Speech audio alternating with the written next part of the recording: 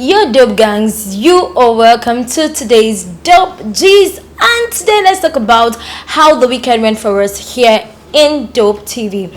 So, over the weekend, we attended two serious events.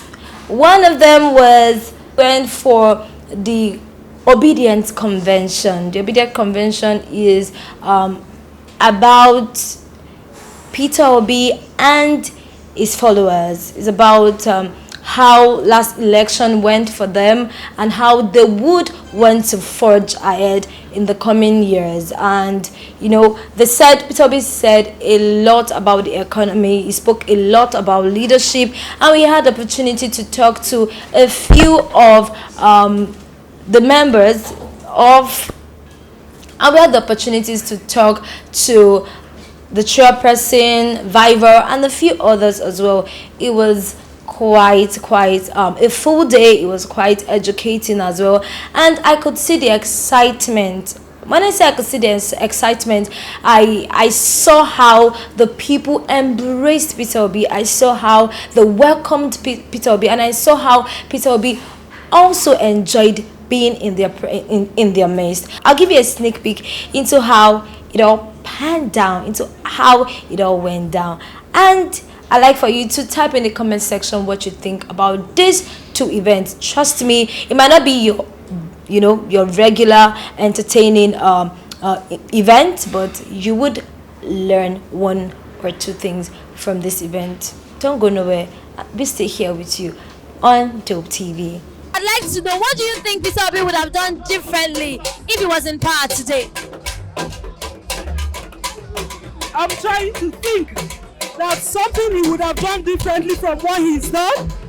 I don't think so. But maybe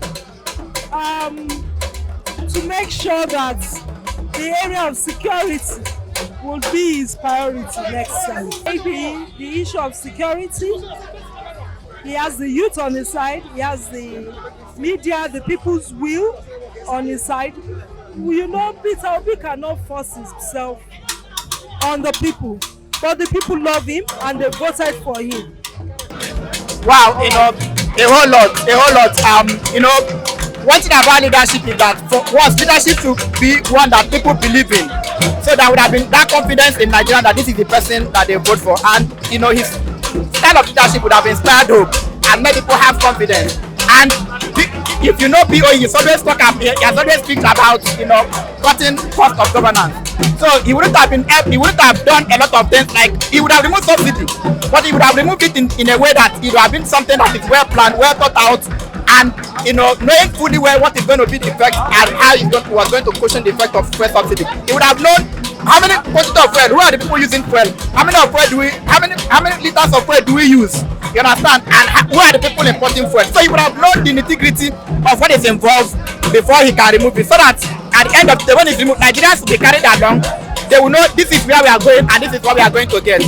Secondly, it's not going to spend Nigerian money in frivolities. Like you see people buying yachts, several billions, maintaining the house of vice president. It's already a mansion.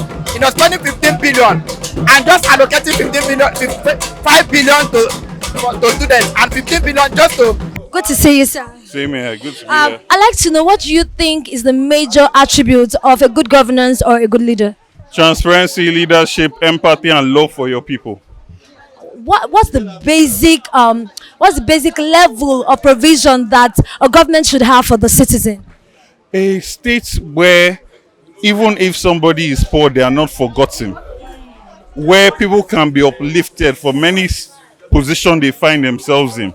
So even if you are someone that does not have means, your children can go to school, get a good education, become a somebody in life, get a quality education. Even if you don't have the resources, you can go to us and get quality healthcare, right? The entire state is run in a way that you can do things effectively. You should be in Lagos and you should be able to attend 4-5 meetings. Traffic should not stop you from being productive. A state where the government ensures maximum productivity for its people, and a state where the people are put first in everything.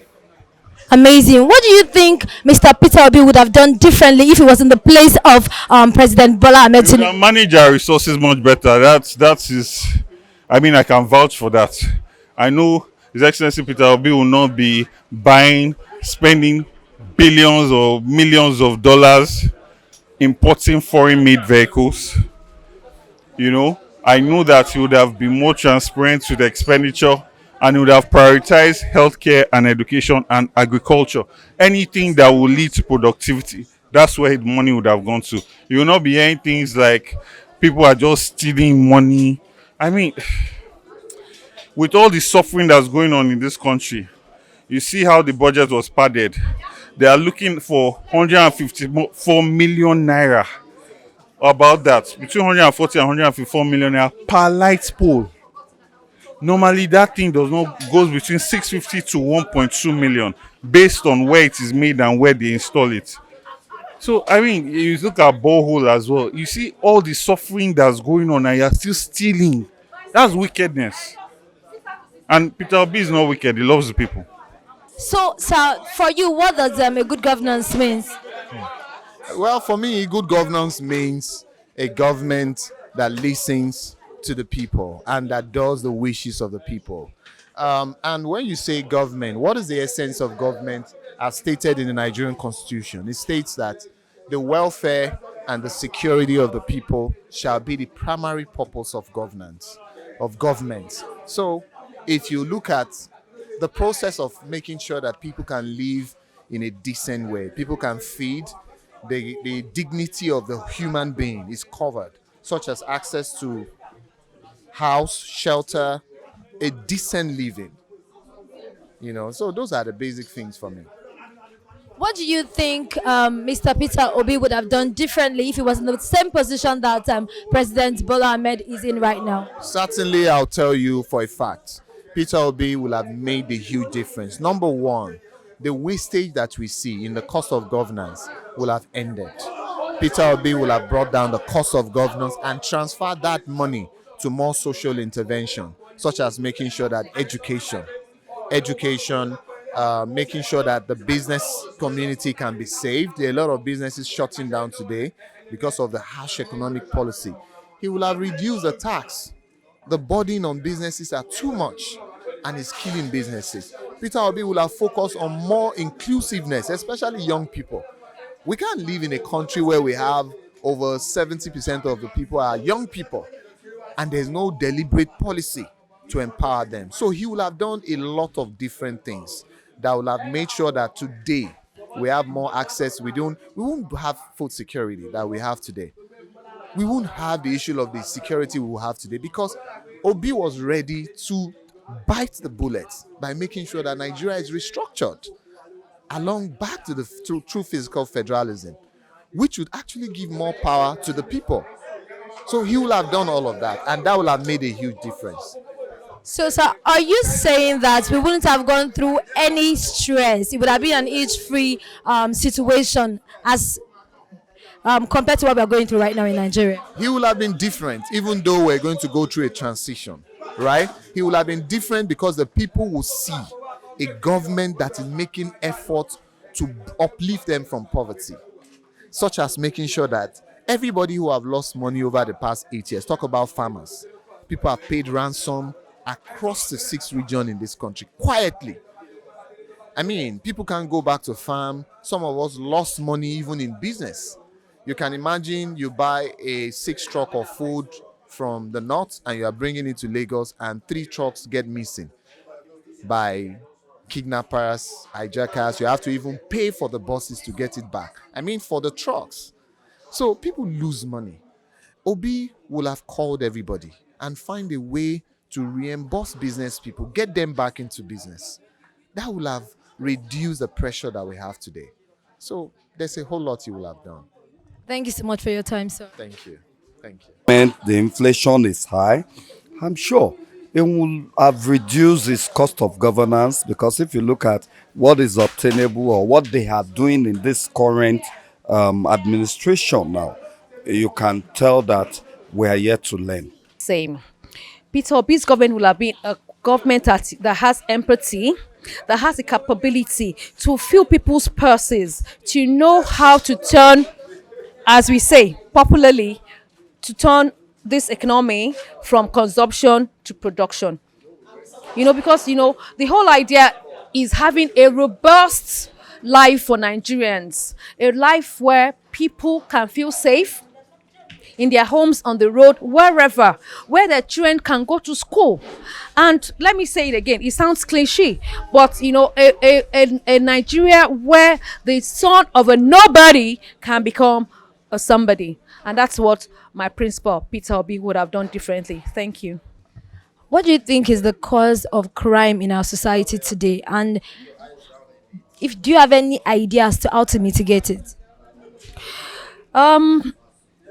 Well, there always be solution, but I can tell you for free that our security architecture is overwhelmed.